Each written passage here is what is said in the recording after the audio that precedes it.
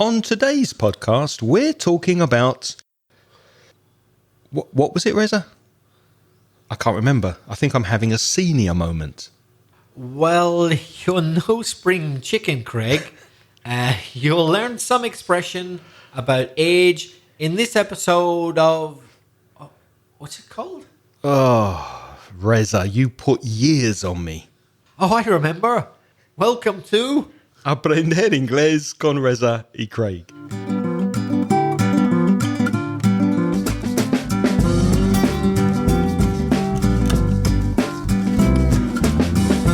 Hello, welcome back. And if you're a new listener, you're very, very welcome to the podcast. My name's Craig. What's my name? Reza. Reza. Oh, you put years on me. My name's Reza. I'd forgotten. With over 45 years of teaching experience between us, Reza and I, two English teachers, are going to help you improve your English and take everything up to the next level. How are you doing, my young friend? I'm fine. I'm fit as a fiddle. Fit as a fiddle, that's good.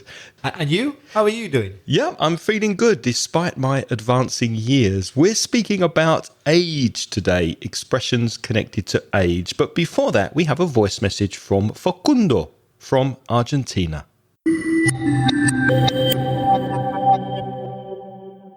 Hello, Greg and Reza. I am Facundo from Argentina. I am really happy to send you this voice message because I am really grateful with you. I am listening to you all the days because I am preparing a really important test that is the TOEFL exam because I want to go to study to an university in Illinois. So you help me a lot and you are really fun. So I am really happy to send you this voice mail. So thank you again. Keep going and thank you, and thank you.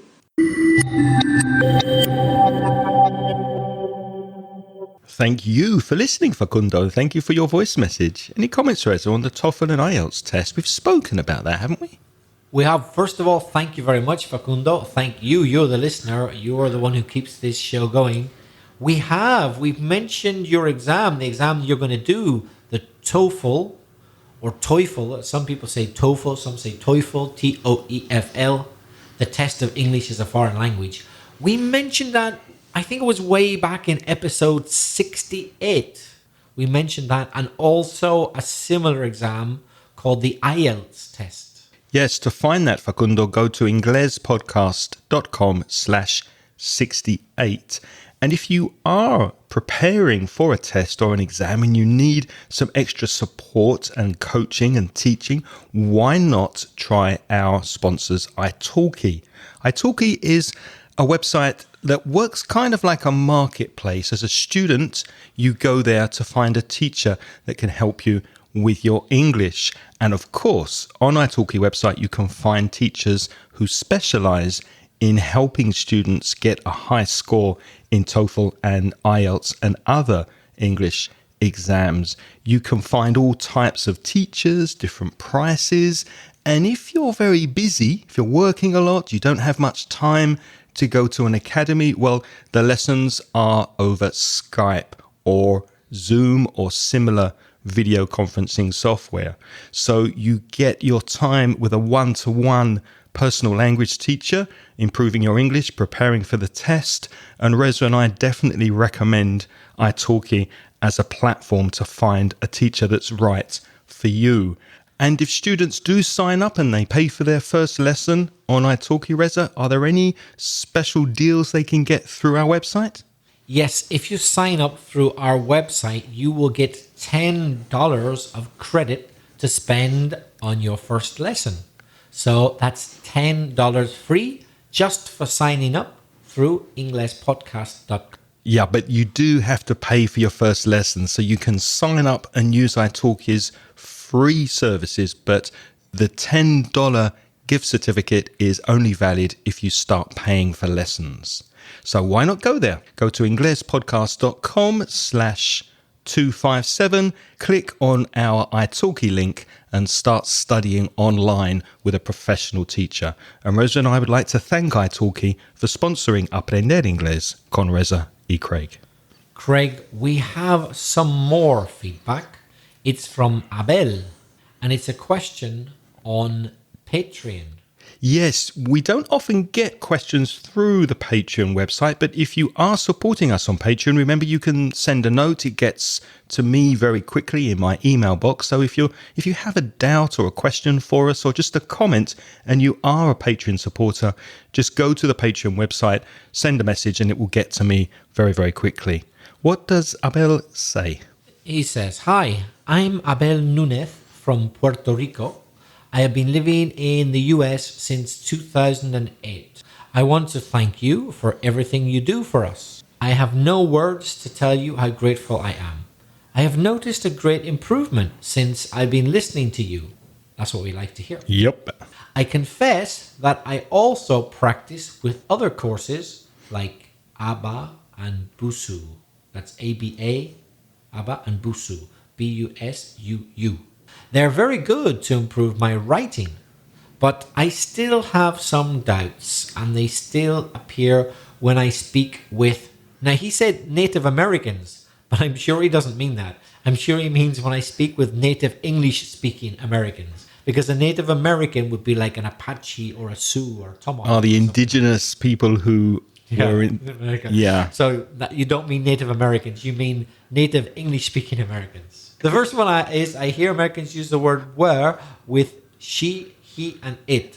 And I have understood, he writes, but I would say, Abel, but I thought was is the correct word. Is there some exception to the rule? That's his question. That's an interesting question because I've also heard were used with he, she, and it in the north of England quite often.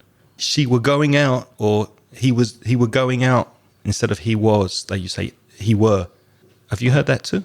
Yes, I have heard that, but it's not really considered correct English. But yeah, in regional dialect in some parts of England. But I have a feeling that's not the context he heard it in America. I have a feeling he simply heard it in maybe a conditional sentence, like, if I were you, I would listen to the podcast instead of if I was you. I have a feeling that's where he heard it. Yeah, that makes sense. So there are certain circumstances where you can say I were, you were, he, she, it were. Like a second conditional sentence, when you're imagining something like, if I were rich, I would buy a big house, instead of if I was rich. That's a special use of were for imaginary situations. Thank you very much, Abel, for your message on Patreon. Now, to the main topic of today's podcast, expressions about age. I'm not as young as I used to be is a common expression, talking about age. For example, now I'm in my 50s. I can't play football. I can't run very fast. I'm not as young as I used to be. And Reza, can you go out on the town until very late? Can you party all night? Can you then get up early and go to work on 3 hours sleep? I'm afraid I can't, because I'm not as young as I used to be either. I'm not as old as Craig, by the way. Oh, thank you for mentioning that. Just like very nearly.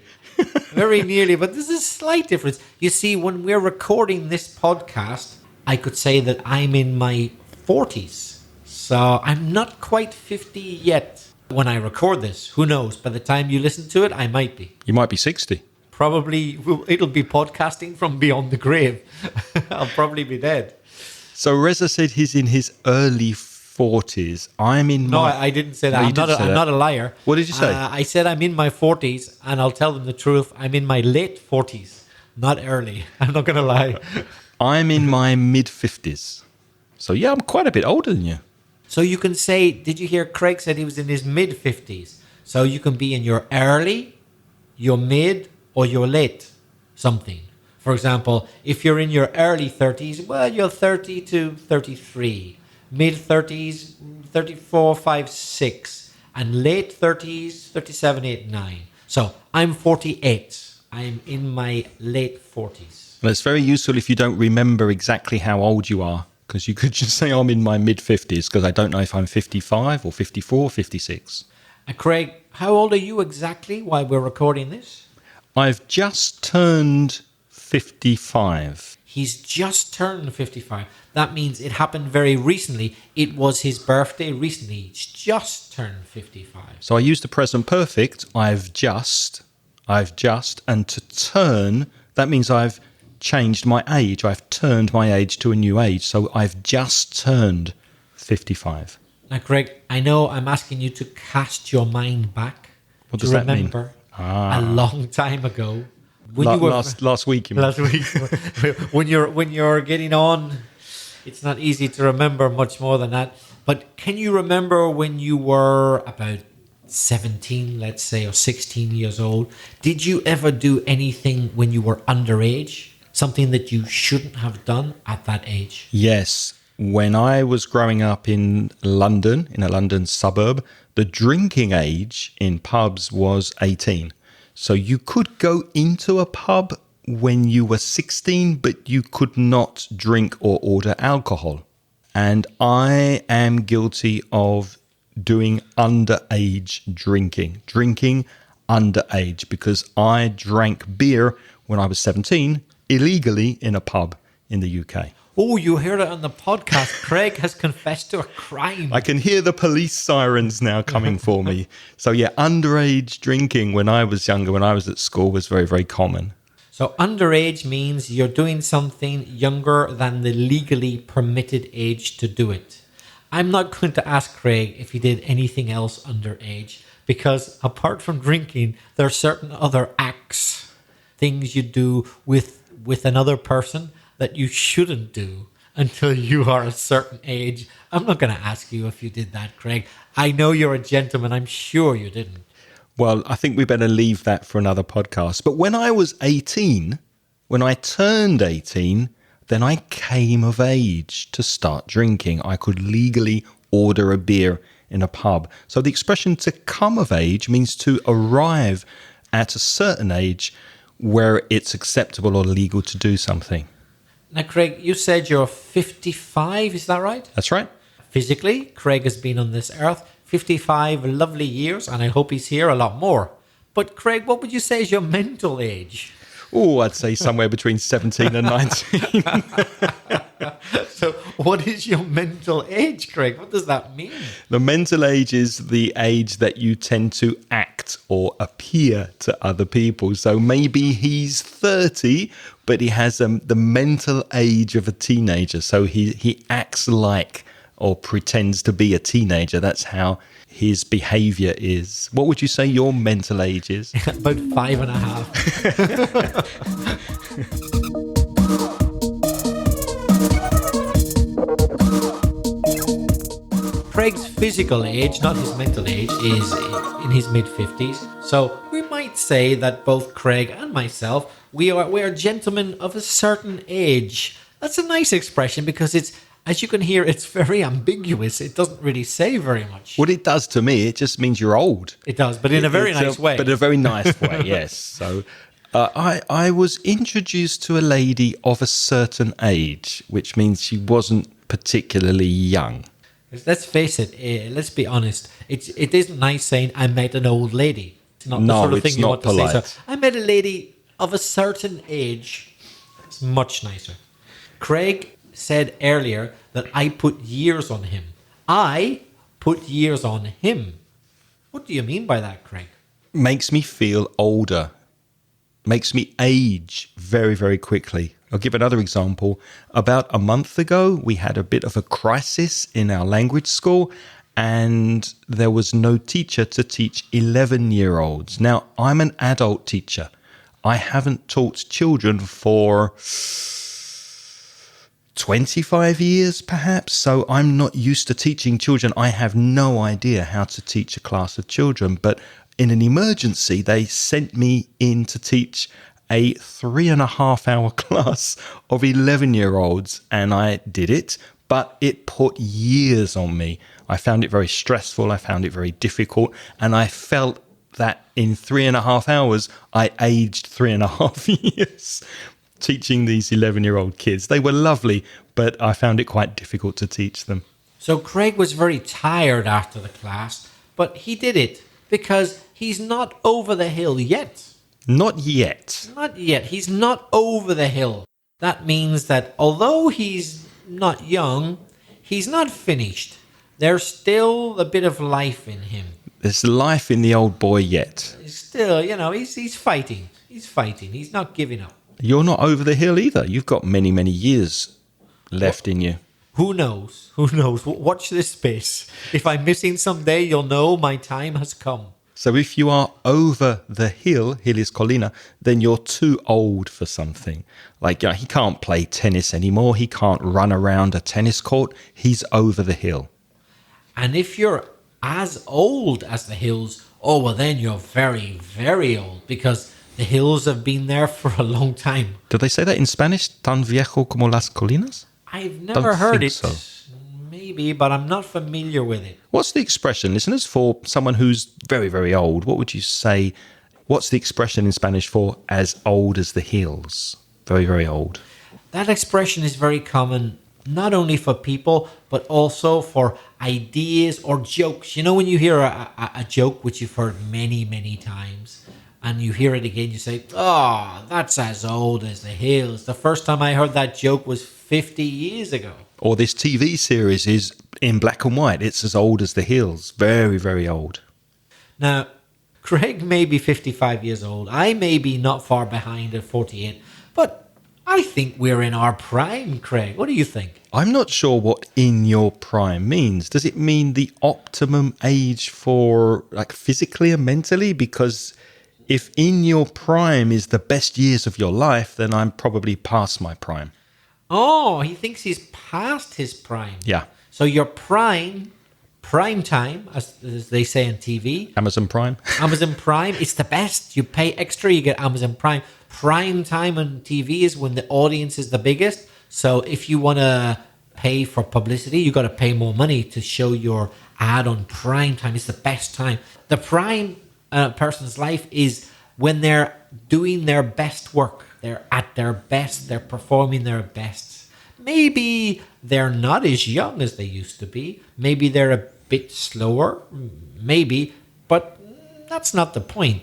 At your prime means you've reached your maximum point of performance. I thought Tiger Woods was past his prime, but he won the US Open a couple of days ago. So he made a comeback, and he's obviously maybe not in his prime, but he's still really, really good. They thought he was over the hill, but he wasn't. No? He wasn't. Reza, did you know that the BBC have decided to sponsor this podcast? They're going to pay us €5,000 per episode. What? Are you serious? No. You're not serious, are you? No. He was pulling my leg there. Yeah. I believed him for about 5 seconds, but I wasn't born yesterday, Craig. What does that mean? I wasn't born yesterday. I wasn't born yesterday. In other words, I've got experience. I know when someone is lying, or I know when something's not quite right, or when somebody's saying something that isn't quite true. Oh, the BBC are not going to pay us $5,000 to do a podcast. You know why? Because they have their own podcast. That's why. That's the only reason. So Reza wasn't born yesterday. I couldn't fool him. I couldn't trick him into believing it. I recently discovered how to say this in Spanish. I wasn't born yesterday. How do you say it? Que no caí del árbol. Ah, of course. I didn't fall out of the tree. I didn't fall out of the tree. I'm not silly. I'm not stupid. I like that one. Okay. No caí del árbol. I wasn't born yesterday. I'm in my 50s, I'm in my mid-50s, and more frequently I'm having senior moments. The expression to have a senior moment is when you can't remember things. I have problems remembering names, sometimes remembering details. Before the podcast, Reza and I were talking about restaurants in Valencia, and I couldn't remember the name of a restaurant that I go to regularly. I had a senior moment. I forgot the information because of my age. Or when you're doing something and in the middle of it, you forget what you're doing. Like imagine you go from one room to another room to get an object. You arrive in the next room, but you can't remember what object you came for. That's a senior moment. I do that with the dirty dishes. I take the dirty dishes into the bedroom, and I'm standing there thinking, why have I got the dirty plates in the bedroom? It should be in the dishwasher. It was a senior moment. Well, now you know if Craig ever invites you to lie down in his bed, it may be a bit uncomfortable. Clean up the spaghetti first, yeah.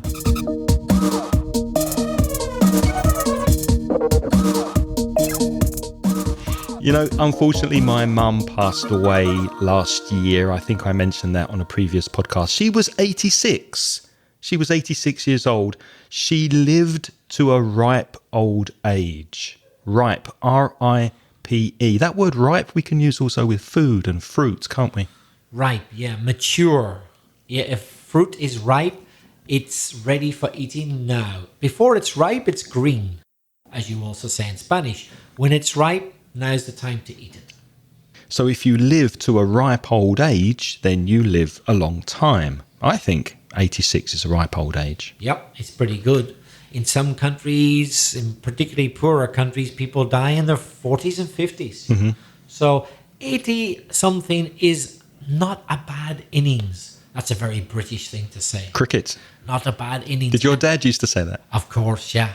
An innings, I-N-N-I-N-G-S, is when one team have to hit the ball.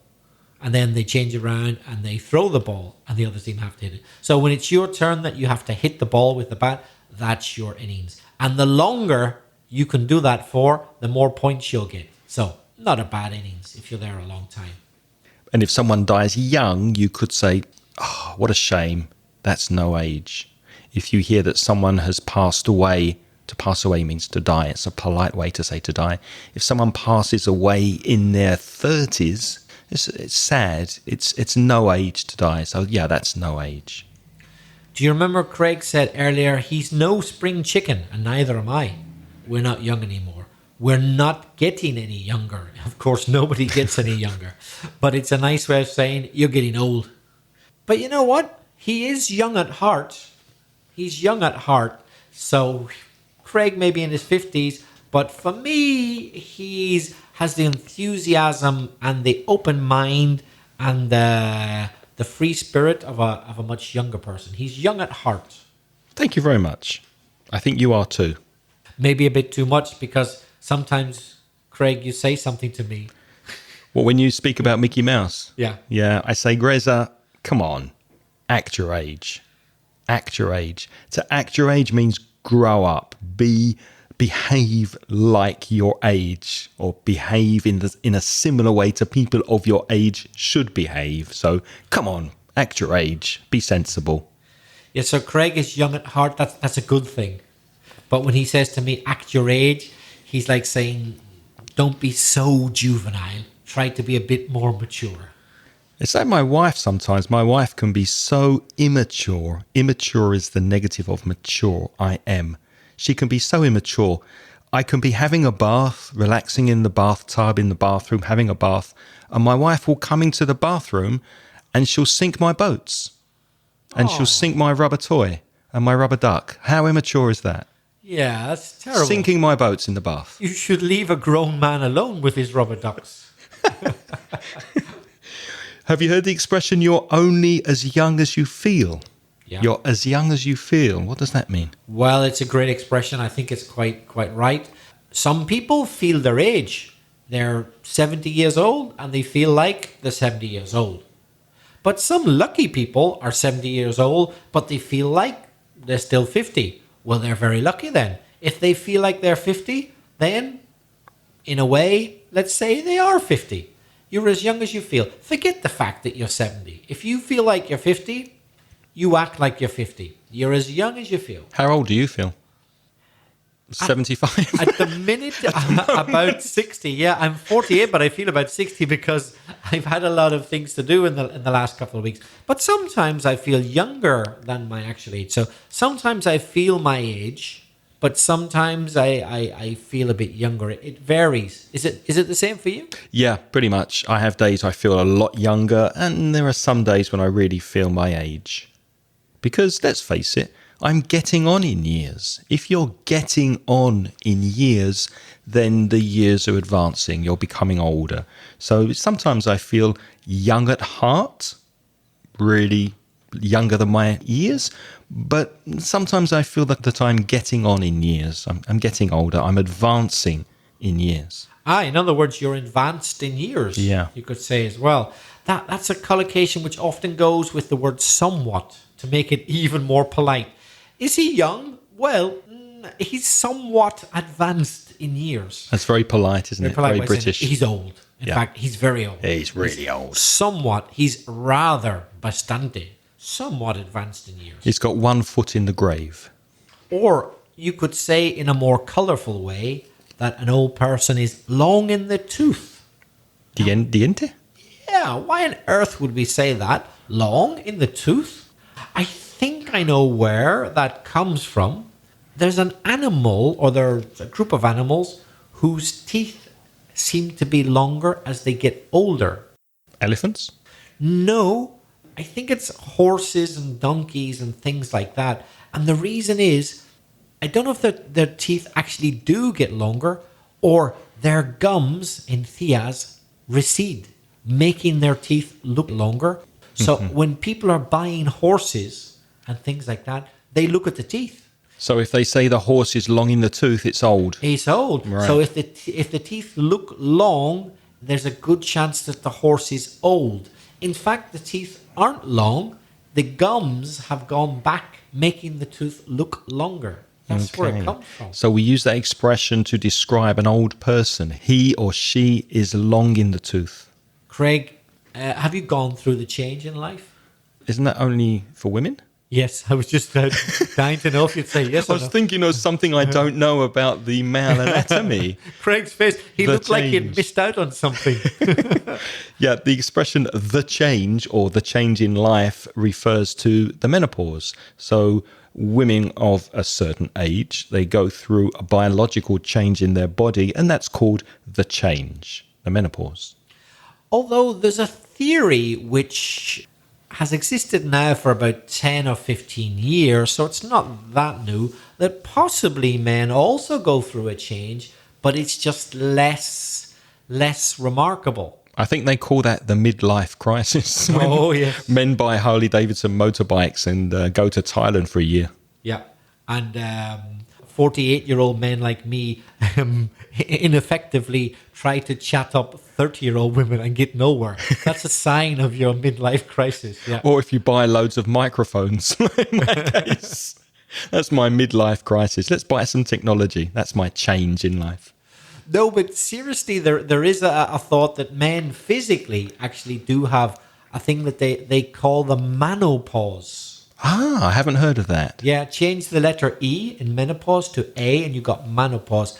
And we're not quite sure, but some scientists think that there might actually be some physical changes specific to a certain age of men, but far harder to detect than in women. I'm talking about hormonal changes of the hormones. But in women, it's much more obvious. Yeah, it's interesting. It's a thought. It's a bit like the man flu, this disease that women don't seem to appreciate, that a man, without actually having a flu, is just very sick and needs to relax and stay off work. And needs to be spoiled. By a woman, preferably. This is the man flu. Now I am pulling your leg. This is not a real condition, the man flu, but menopause might be. There's another expression with age. You can be a difficult age or an awkward age. AWKWARD, awkward or a difficult age. This tends to happen in the teenage years when the hormones are very active and the behavior tends to become erratic. You could say, oh, my son or my daughter's, she's at a difficult age at the moment. And also, as we mentioned before, menopausal women go through certain changes, and quite often people refer to that as an awkward age. Generally, things to do with the hormones changing causes difficulty. So Reza said he's in his late 40s, but I must say there's still life in the old dog yet. What does that mean? There's still life in the old dog because you're not a dog, you're a man. Well, there's people who would argue with that. But yes, I think earlier Craig said a very similar expression. I said, still life in the old boy. I think you said earlier. Yes. So it's just a variation of that. So we're not really talking about a dog. We're talking about a person. When we say there's still life in the old dog, yet we mean it in a nice way, in an affectionate way. We're not insulting that person. We're saying, they're old, but, they've still got energy. So it's a compliment. It's a nice thing to say about someone who's old. And if a person looks good for their age and mentally they're very young for their age, you can say that they wear their years well, or they age well. They age well. They wear, or llevar, the years very well. And the opposite, of course, is to age badly. An example of aging well, I think, is Sean Connery. I mean, he's quite old now, but he's still very active. I think he's still making films. He's aged very well. And what about an example of someone who's aged badly? Someone who used to look good, but now you can really tell they're old.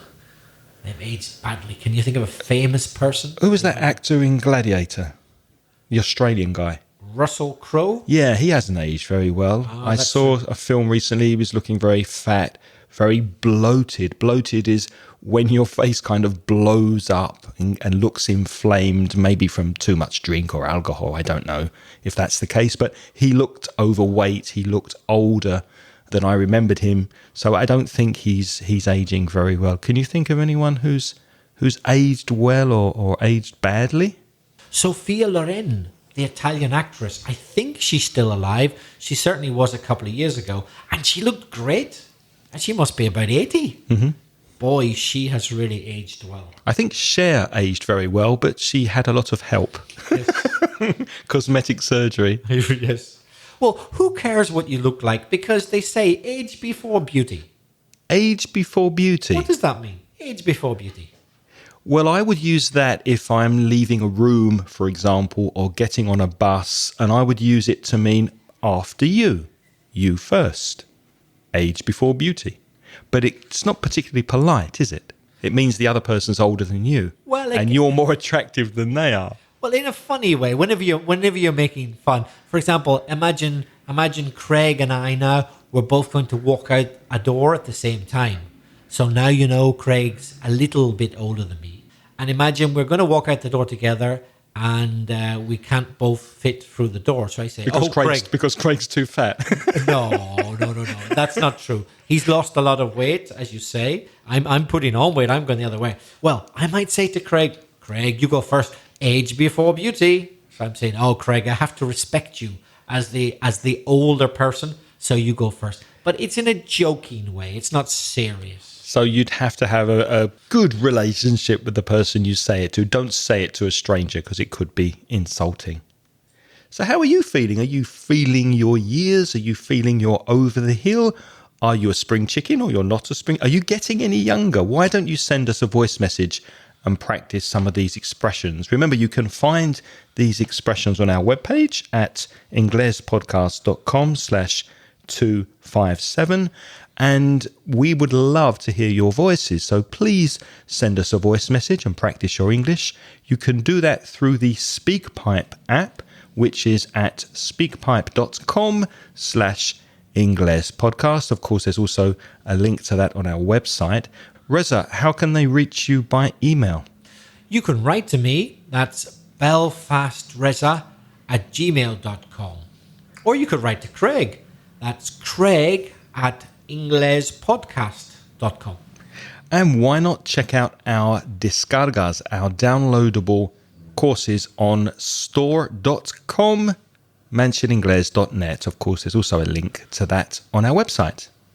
As ever, thanks to all our wonderful patrons on the Patreon program, with a special thanks to Bruno, as always, our gold sponsor.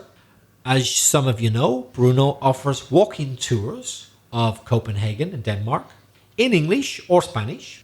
If you want to find out about that, have a look at his webpage. That's copenhagenwalkingtour.com. Or if you fancy visiting Brazil, he does walking tours of the favela in Rio de Janeiro. Don't worry, those are led by local guides, so they're safe.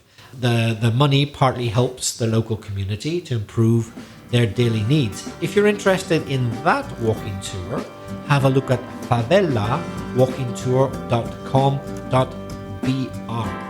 And if you'd like to join our co-producers on Patreon for as little as $1 per month, you can get instant access to recent transcriptions transcribed by Angelica. Go to patreon.com/inglespodcast. We'd love to name all of our Patreon sponsors, but I'm afraid we just don't have time. So we can only say thank you to our new sponsors. Thank you to Jose Ezequiel Olano, Mikel, thank you as well. Those are our 2 latest sponsors. But a big thank you to all our sponsors, and you can find their names on our show notes. Thank you very much for supporting us. On next week's episode, we're going to be speaking about some very British problems. We look forward to you joining us next week. Thank you for listening to us this week. Until then, it's goodbye from me. And bye-bye from me. The music in this podcast is by Pitts. The track is called See You Later.